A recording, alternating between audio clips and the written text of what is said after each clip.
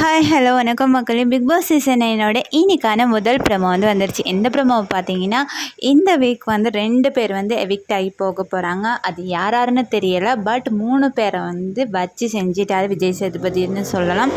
இருந்தாலுமே ஒரு மன கஷ்டம் என்னன்னா, கம்ருதீன் பாருவங்க 2 பேரையும் ஏதாவது ரோஸ்ட் நிறைய பண்ணியிருக்கணும்.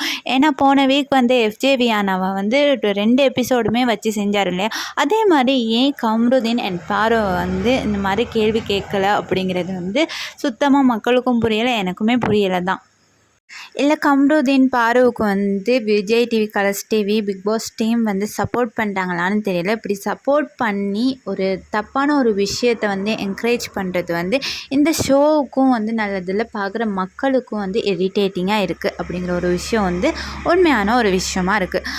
அடுத்ததாக பார்த்தீங்கன்னா பாரு, விக்ரம், கனியெல்லாம் சேவ் ஆகிட்டாங்க. சுபிக்ஷா எவிக்ட்னு சொன்னாங்க, ஆனால் என்னன்னு தெரியலை. ஆனால் நிறைய சோஷியல் மீடியாவில் சுபிக்ஷா அண்ட் பிரஜின் எவிக்ட் ஆகிட்டாங்கன்னு தான் போட்டிருக்காங்க.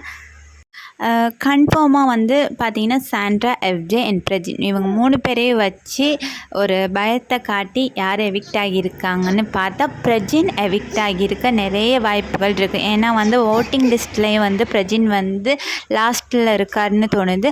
அது மட்டும் இல்லாமல் எஃப்ஜே இப்போதைக்கு அனுப்ப மாட்டாங்க. ஏன்னா எஃப்ஜே பாரு இவங்களோட அந்த சண்டை இருக்கு இல்லையா, அது பார்க்க கொஞ்சம் நல்லாயிருக்கு. ஏன்னா பாரு அடக்க எஃப்ஜேயால் மட்டும்தான் முடியும் அப்படிங்கிற ஒரு டாபிக் சமூக வலைத்தளங்களில் பரவுறதால இந்த முடிவை எடுத்திருக்கலாம்.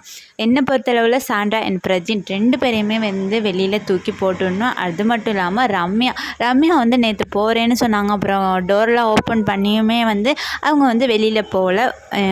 என்னை பொறுத்தளவில் ரம்யா அண்ட் சாண்ட்ரா, பிரஜின், முக்கியமாக பாரு கம்ருதீனை ரெட் கார்டு கொடுத்து வெளியே அனுப்புனாலுமே சந்தோஷம்தான். இதை பற்றின உங்களோட கருத்தை மறக்காமல் கமெண்ட் பண்ணுங்கள், லைக் பண்ணுங்கள். Bye guys.